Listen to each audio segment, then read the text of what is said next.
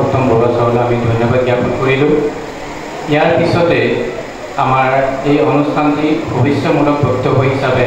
আগবঢ়াবলৈ আমাৰ উপস্থিত থকা সন্মানীয়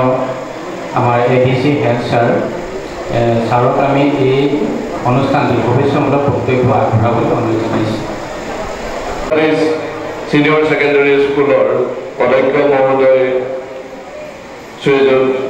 ৰঞ্জিত গগৈ ডাঙৰীয়া,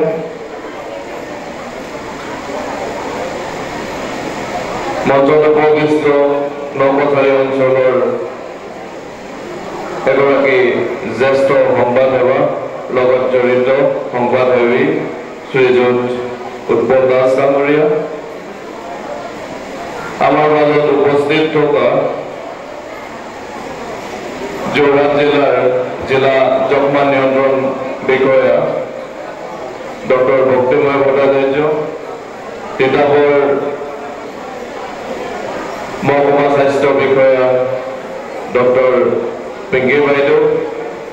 ইয়াৰ লগতে নকছাৰী কলেজ আৰু নকছাৰী চিনিয়ৰ ছেকেণ্ডাৰী স্কুলৰ পৰা আহি এই সভাত অংশগ্ৰহণ কৰা শিক্ষক শিক্ষয়িত্ৰীসকল, স্বাস্থ্য বিভাগৰ বিভিন্ন বিষয়া কৰ্মচাৰীসকল, সংবাদ সেৱাৰ লগত জড়িত বন্ধুসকল আৰু অতিকে মৰমৰ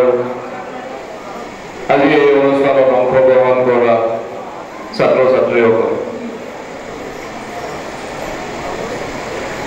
আজিৰ দিনটো ইতিমধ্যে আপোনালোকে গম পাইছে যে আন্তঃৰাষ্ট্ৰীয় যুৱ দিৱস। এই আন্তঃৰাষ্ট্ৰীয় যুৱ দিৱসৰ সমগ্ৰ বিশ্বতে যুৱকসকলক কি ধৰণে সমাজত আগুৱাই লৈ যাব পাৰি, তেওঁলোকৰ ভৱিষ্যতে এজন সুনাগৰিক হিচাপে এজন সফল ব্যক্তি ৰূপে কি ধৰণে তেওঁলোকক ভৱিষ্যতে গঢ় দিব পাৰি, এই ধৰণে বিভিন্ন চিন্তা চৰ্চা কৰা হয়। যুৱকসকলৰ মানসিক বিকাশ তথা শাৰীৰিক বিকাশৰ বাবে বিভিন্ন কাৰ্যসূচীৰ লগতে চিন্তা চৰ্চা আলোচনা চক্ৰ আদি এই বিশেষ দিনটোত কৰা হয়। কিন্তু আজি আমি তাতোতকৈও বেছি তাৎপৰ্যমূলক যে আজি আমাৰ যোৰহাট জিলা প্ৰশাসন, অসম ৰাজ্যিক এইডছ কণ্ট্ৰল ছ'চাইটিৰ উদ্যোগত যোৰহাটৰ জিলা প্ৰশাসন আৰু আমাৰ যোৰহাটৰ ডিষ্ট্ৰিক্ট হেল্থ ছ'চাইটি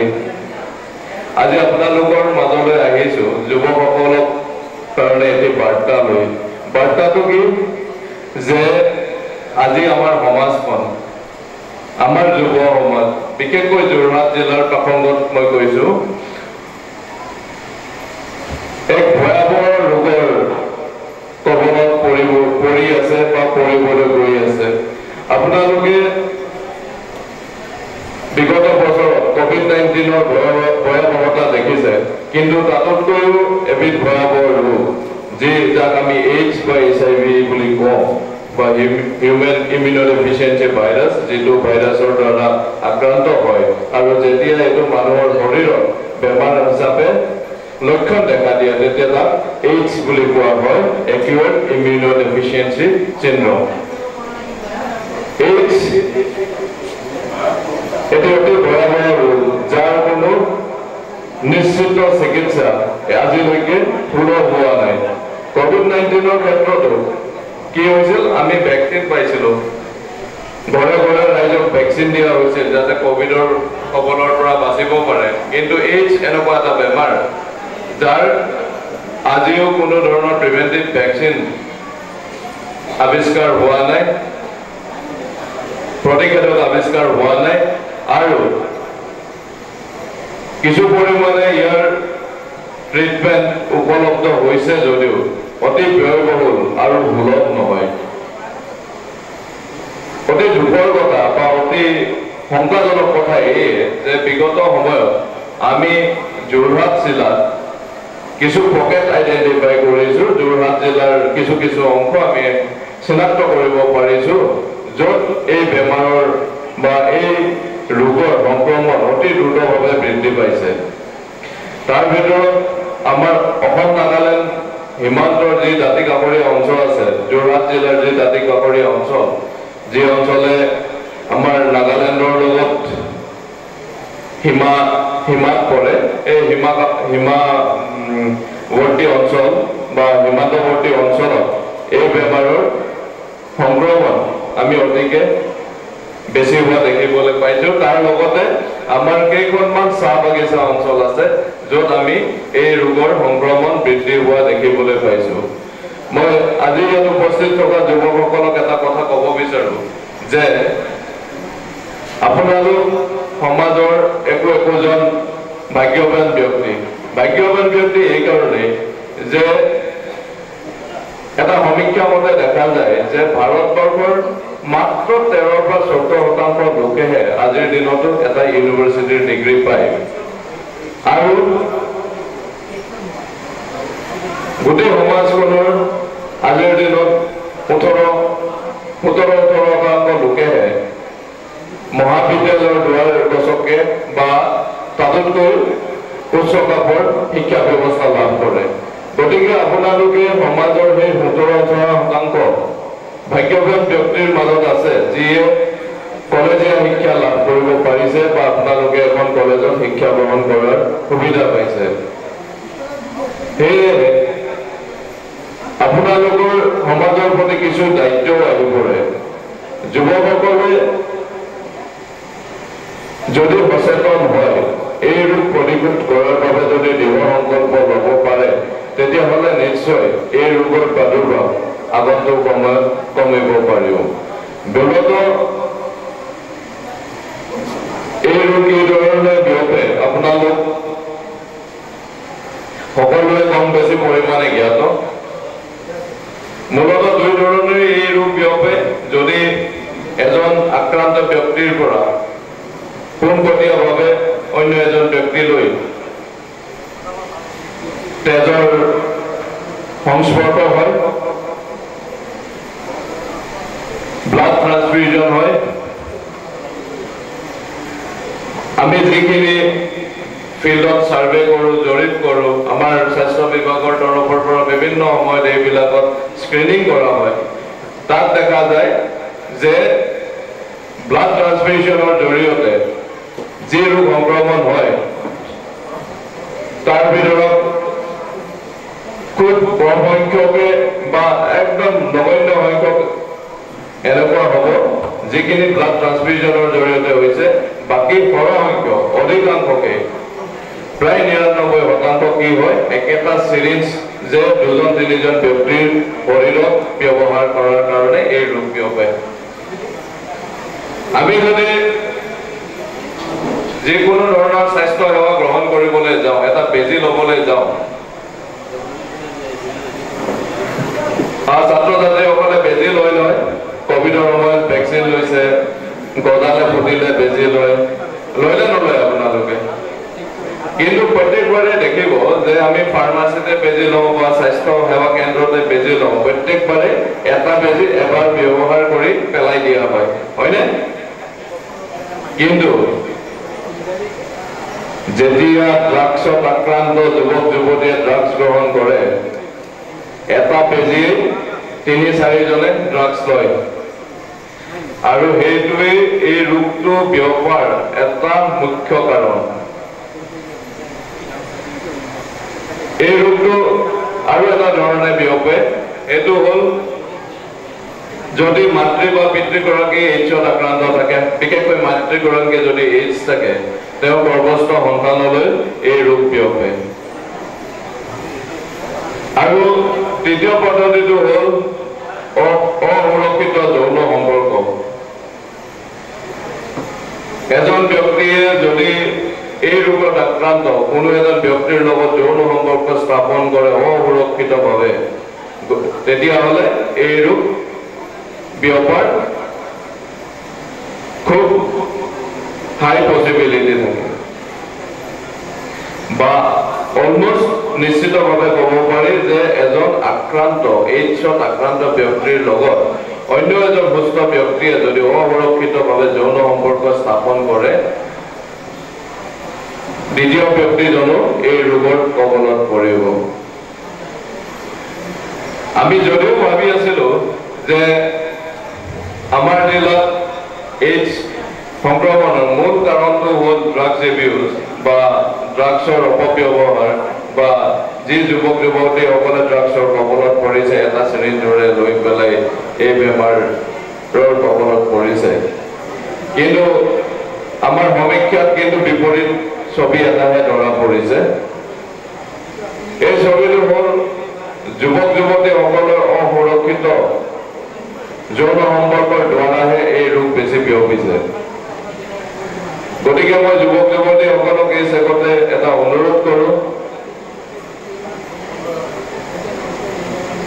যাতে বি ইনফৰ্ম বেমাৰটোৰ বিষয়ে আপোনালোক জ্ঞাত হওক সজাগ হওক এই বেমাৰ বিয়পাৰ পৰা সমাজখনক ৰোধ কৰা আপুনি এক সহায়ৰ হাত হওক নিজে বাচি থাকক আৰু আপোনাৰ আশে পাশে থকা অন্য 10 জনকো এই বেমাৰৰ বিষয়ে অৱগত কৰক এই বেমাৰৰ পৰা কি ধৰণে বাচি থাকিব পাৰোঁ আমি এইডছৰ কবলত পৰাৰ পৰা কি ধৰণে বাচি থাকিব পাৰোঁ এই বিষয়ে নিজে বাচি থাকি আন 10 জনকো বচাই ৰাখক আৰু এই বিষয়ে পৰৱৰ্তী সময়ত আমাৰ সমল ব্যক্তিসকলে আপোনালোকৰ আগত তথ্য দাঙি ধৰিব আৰু আজি আমাৰ এই যি অনুষ্ঠান এই অনুষ্ঠানৰ পৰা আজি অংশগ্ৰহণ কৰা সকলো ছাত্ৰ ছাত্ৰী বিশেষকৈ যুৱক যুৱতীসকলে উপকৃত হ'ব আৰু নিজে উপকৃত হোৱাৰ লগতে সমাজৰ আন 10 জনলৈ এই বাৰ্তা কঢ়িয়াই নিব পাৰিব বুলি আশা ৰাখি মই সকলোলৈকে শুভেচ্ছা জ্ঞাপন কৰিলোঁ আপোনালোক আমাৰ দেশৰ ভৱিষ্যত গতিকে ভৱিষ্যত সুস্থ সবল আৰু সু নাগৰিক হোৱাটো আমি সকলোৱে কামনা কৰোঁ আৰু এই শুভেচ্ছামূলক দুআষাৰেৰে মই মোৰ সমূহ দুআষাৰ সামৰিব বিচাৰিছোঁ ধন্যবাদ সন্মানীয় আমাৰ যোৰহাট জিলাৰ ADC ছাৰলৈ আমি এই শুভেচ্ছামূলক বক্তব্য আগবঢ়োৱাৰ বাবে অশেষ ধন্যবাদ জ্ঞাপন কৰিলোঁ ছাৰৰ শুভেচ্ছামূলক বক্তব্যৰ আঁৰত উদ্দেশ্য আপোনালোকে গম পাইছে দানৱ ৰূপী প্ৰৱেশ কৰা আমাৰ সমাজৰ ড্ৰাগছ তথা নিচাজাতীয় সামগ্ৰীক এই যুৱ সমাজক এটি কংকাল কৰি তুলিছে চুতীয়া ছাৰ উপস্থিত হৈছে ছাৰক আমি মঞ্চত আমন্ত্ৰণ জনাইছোঁ আৰু আমাৰ উদ্যোক্তাসকলক ছাৰক আদৰণি আনিবলৈ অনুৰোধ জনাইছোঁ সম্বৰ্ধনা জনাবলৈ অনুৰোধ জনাইছোঁ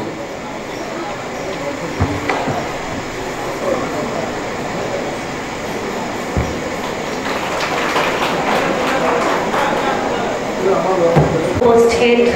সন্মানীয় বিশিষ্ট ব্যক্তিসকল ইয়াত সন্মুখত আমাৰ সন্মানীয় শিক্ষাগুৰুসকল সাংবাদিক বন্ধুসকল আৰু বিশেষকৈ ছাত্ৰ ছাত্ৰীসকল ইতিমধ্যে আপোনালোকক খুব বিতংভাৱে সুন্দৰকৈ আজি এই দিনটোৰ বিষয়ে কৈ গৈছে আজি আমাৰ আন্তঃৰাষ্ট্ৰীয় যুৱ দিৱস এই 12 আগষ্টৰ দিনটো আমি এই আপোনালোকৰ যুৱকসকলৰ লৈ পেলাই এটা দিন এটা পালন কৰি আহিছোঁ ইয়াৰ আচলতে তাৎপৰ্যটো এনেকুৱা যে যুৱকখনে হ'ল আমাৰ সমাজখন আপোনালোকে গঢ়ি তুলিব আগলৈ গৈ আপোনালোকৰ পৰাই আমাৰ সমাজখন হ'ব গতিকে আপোনালোকৰ কেনেকুৱা ধৰণৰ আপোনালোকৰ সমস্যাৰ আপোনালোকে সন্মুখীন হ'ব পাৰে বা কেনেকৈ আপোনালোকৰ নিজৰ যিখিনি সবলতা সেইখিনি লৈ এই সমাজখনক কেনেকৈ আপোনালোকে কিবা এটা দিব পাৰে সেই বিষয়ে গোটেই কথাখিনি আলোচনা হ'ব আৰু ইতিমধ্যে মই গম পাইছোঁ যে আমাৰ ইয়াতে আমাৰ নেক্সট 60 ডেজৰ প্ৰগ্ৰেম আমাৰ যোৰহাট গোটেই জিলাতে লোৱা হ'ব য'ত আমাৰ কিছুমান আৱেৰনেছ ড্ৰাইভ হ'ব গতিকে আজি ছাত্ৰ ছাত্ৰীসকল ইয়াত উপস্থিত হৈ পেলাই আপোনালোকে গোটেই কথাখিনি মন দি শুনক আৰু এই গোটেই প্ৰক্ৰিয়াটোত আপোনালোকৰ ভূমিকাটো কেনেকুৱা হ'ব কি হ'ব সেইটো বুজিবলৈ চেষ্টা কৰক আৰু তেনেকৈ আপোনালোকে কামবিলাক আগবঢ়াই লৈ যাওক আজি আজি আপোনালোকে এই কলেজৰ ছাত্ৰ ছাত্ৰী হৈ এটা সুযোগ পাইছে যে ইয়াতে এই প্ৰেক্ষাগৃহটোত বহি এই কথাখিনি সকলোৰে পৰা শুনিব পাৰিছে আপোনালোকৰ আশে পাশে যিমান ল'ৰা ছোৱালী আছে যিমান বন্ধু বান্ধৱী আছে মই আপোনালোকক এটা অনুৰোধ কৰিম যে ইয়াত আপোনালোকে যিখিনি কথা আজি শিকি যায় যিখিনি কথা শুনি যায় সেইখিনি কথা আলোচনা কৰে যাতে তেওঁলোকৰ লগত সেইখিনি কথা তেওঁলোকৰ লগতো পাতে অৱগত কৰে যে আজি আমি কলেজত এনেকুৱা এটা কথা শুনি আহিছোঁ এইটো কথা আমাক ছাৰ বাইদেউহঁতে কৈছে গতিকে তেনেকুৱা আলোচনা কৰি আপোনালোকৰ মাজত নিজৰ মাজতে এৱেৰনেছ কিছুমান ড্ৰাইভ আপোনালোকেও কৰিবলৈ পাৰে ইয়াতে উপস্থিত আমাৰ ডিষ্ট্ৰিক্ট হেল্থ ছ'চাইটি তথা নকছাৰী কলেজৰ বিষয়ববীয়াসকল আৰু আমাৰ আসাম ষ্টেট এইডছ কণ্ট্ৰল ছ'চাইটিৰ বিষয়ববীয়াসকলকে প্ৰমুখ্য কৰি আমাৰ জিলা প্ৰশাসনৰ সকলো বিষয়া তথা আমাৰ হেল্থ ডিপাৰ্টমেণ্টৰ সকলো বিষয়াকে মই ধন্যবাদ জ্ঞাপন কৰিছোঁ যে এনেকুৱা এটা পদক্ষেপ আপোনালোকে ছাত্ৰ ছাত্ৰীসকলৰ বাবে আগুৱাই লৈ আহিছে আৰু আমাৰ এই সুযোগতে মই ক'ব বিচাৰোঁ যে উপায়ুক্ত মহোদয় ডাঙৰীয়া তেখেতে আহিবলৈ খুব ইচ্ছুক আছিল কিন্তু তেখেতৰ খুব ইম্পৰ্টেণ্ট এখন মিটিং থকাৰ বাবে তেখেত আজি আহিব নোৱাৰিলে কিন্তু তেখেতেও আমাৰ জৰিয়তে আপোনালোকলৈ শুভেচ্ছা জ্ঞাপন কৰিবলৈ কৈছে গতিকে বিশেষ নকওঁ এইখিনিকে কৈ পৰৱৰ্তী আমাৰ কাৰ্যসূচীখিনিলৈ আগবাঢ়ো ধন্যবাদ সন্মানীয় আমাৰ এডিচি বাইদেউলৈ বহুত বহুত ধন্যবাদ থাকিল আমি এই অনুষ্ঠানটো মাজতে আমি আমাৰ বুজি পাবৰ কাৰণে ৰেপ্লিকা নামৰ এটা অনুষ্ঠানে খুব ধুনীয়া এখন বাতৰনাট কৰিব একেবাৰে শেষত সেইকাৰণে সকলোটি অনুষ্ঠান আপোনালোকে উপভোগ কৰিবৰ কাৰণে মই অনুৰোধ কৰিলোঁ ঝুমুৰ দলটিক আগবাঢ়ি আহিবলৈ মই অনুৰোধ কৰিছোঁ মহাবিদ্যালয় অভিভাৱক আয়োজন কৰা ঝুমৰ দলটি প্ৰদৰ্শন কৰিব অনুৰোধ জনাইছোঁ বিশেষ ঘোষণা কৰিব বিচাৰিছোঁ সকলোকে যে আপোনালোকৰ এইডছৰ বিষয়ে জানিবৰ কাৰণে বিশেষভাৱে আমাৰ এখন আপোনালোকে দেখিছে ভেন আহিছে তাত LCD প্ৰজেক্টৰ আছে LCD প্ৰজেক্টৰত সমূহ এইডছৰ বিষয়ে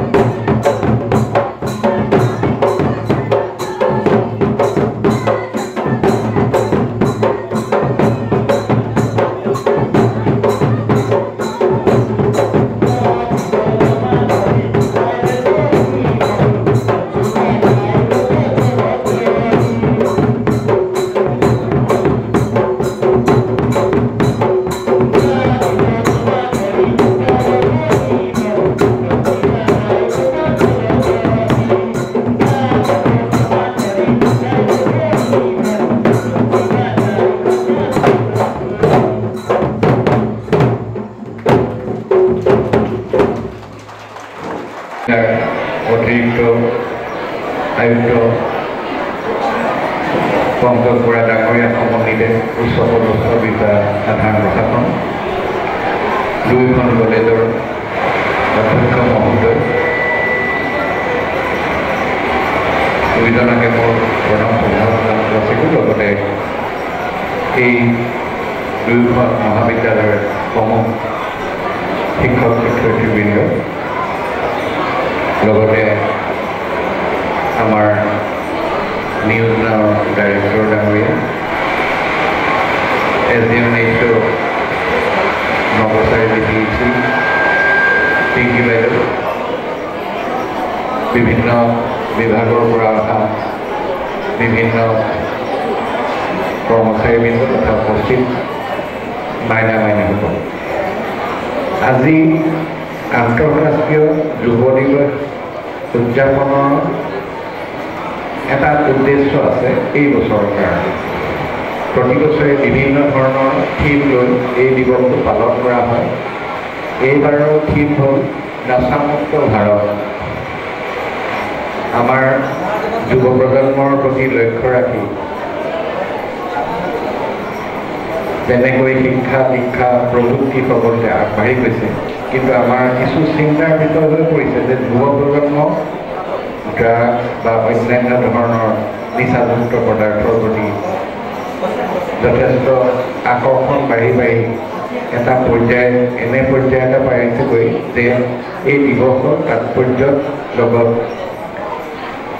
নচামুক্ত ভাৰত যিটো উদ্দেশ্য তাক সামৰি ল'বলৈ বাধ্য হৈছে ভাৰত চৰকাৰ। গতিকে আজি এই যুৱ দিৱসৰ লগতে সংগতি ৰাখি চৰকাৰীভাৱে 60 দিনৰ বাবে যাতে যুৱ প্ৰজন্মই ভাল কামবিলাক কৰি যায়, উন্নতি তেখেতসকলৰ জীৱনত যাতে উন্নতি শিক্ষা স্বাস্থ্য বা অন্যান্য ক্ষেত্ৰত আগবাঢ়ি যাব পাৰে, বিপদজনকভাৱে নিচাযুক্ত পদাৰ্থৰ প্ৰতি যাতে প্ৰলোভিত নহয়, সেইকাৰণে ইয়াৰ এটা উদ্দেশ্য ৰাখি আজি আৰম্ভ কৰা হৈছে। আৰু গোটেই জিলাতেই বুলি নহয়, গোটেই ৰাজ্যতেই, গোটেই সমগ্ৰ ভাৰতবৰ্ষতে 60 দিনৰ কাৰণে আপোনালোকক যুৱ প্ৰজন্মক যাতে এই নিচাযুক্ত পদাৰ্থৰ প্ৰতি আপোনালোকৰ কোনো ধৰণৰ আসক্তি নাথাকে, তাৰ পৰা হ'ব পৰা খুব শিকৰ কথা ওপৰত আমাৰ আগৰ বক্তাসকলে আপোনালোক এটা উপস্থাপন কৰিলে। গতিকে সেইবিলাক মই বেলেগে ক'বলৈ নাযাওঁ। গতিকে ইয়াক সংগতি ৰাখি আপোনালোকে আজি ইয়াত যিখিনি কথা গম পালে, ওচৰ চুবুৰীয়াৰ পৰা আৰম্ভ কৰি আহি থকা যুৱ প্ৰজন্ম সৰু ল'ৰা ছোৱালীখিনিকো আপোনালোকে উদ্যুক্ত কৰক যাতে এনেধৰণৰ নিচাযুক্ত পদাৰ্থ গ্ৰহণ নকৰে। সেই উদ্দেশ্যেৰে আজি এই 60 দিনে আজি এটা পৰ্যায় লৈছে চৰকাৰে। 60 দিন ল'ব লগা হৈছে। আপোনালোকে এটা চিন্তা কৰক যুৱ প্ৰজন্মই যে আমাৰ কি এটা অৱস্থা হৈছে যে 60 দিনে এটা কাৰ্যক্ৰম ল'ব লগা হৈছে। গতিকে সেইকাৰণে আপোনালোক যুৱকসকল সাৱধান হওক যে আমি এটা কিমান ভয়াৱহ পৰিস্থিতি এটালৈ আগবাঢ়ি গৈ আছোঁ। আপোনালোকে হয়তো নজনাকৈ আমাৰ অতিৰিক্ত আয়ুক্ত মহোদয়ে কৈ গৈছে যে আপোনালোকৰ এই অঞ্চলতে কিমান এই ৰোগৰ পৰা বিভিন্ন ধৰণৰ বেজী ব্যৱহাৰ কৰাৰ ফলত কিমান ৰোগ বৃদ্ধি পাইছে। নিচাযুক্ত বেজীটো 6-7 জনৰ মাজত প্ৰয়োগ হয়, একেটা বেজীতে লয়, তেনেধৰণে বিয়পিছে। গতিকে এই ভয়ানক চিত্ৰখন ভাল কৰাৰ কাৰণে, ইয়াৰ পৰা পৰিত্ৰাণ পাবৰ কাৰণে আপোনালোকক মই অনুৰোধ জনালোঁ। আৰু শিক্ষয়িত্ৰীসকলক মই নিজৰ পিতৃ মাতৃৰ দৰে তেখেতসকলক শাসন কৰিবলৈ মই অনুৰোধ জনালোঁ। আচলতে আমাৰ এই যুৱ প্ৰজন্মৰ আন এটা কাৰণ হ'ল পিতৃ মাতৃৰ যিটো শাসন, সেই শাসনটো অলপ কমি যোৱা যেন লাগিছে। হয়তো যুৱ প্ৰজন্ম অলপ উশৃংখল হৈ গৈছে। গতিকে এইটো আপোনালোকৰ যুৱ প্ৰজন্মৰ ওপৰত ডাঙৰ হেঁচা কৰি আহিছে। আপোনালোকে নিজে চিন্তা কৰক, আজি প্ৰায় 30 বছৰ পাছত যদি প্ৰায় যোৰহাট জিলাত 1% যদি HIV ৰোগী থাকে সেই বছৰ কি হ'ব পাৰে এনেধৰণৰ কথা চিন্তা কৰি আপোনালোকে আগবাঢ়ক আপোনালোকৰ ভৱিষ্যত উজ্জ্বল হওক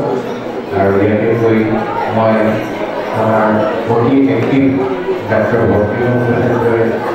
যি এক আন্দোলন সৃষ্টি কৰিব খুজিছে যোৰহাট জিলাত 60 দিনীয়া এটা আন্দোলন তাৰ আৰম্ভণি মই ঘোষণা কৰিছোঁ ধন্যবাদ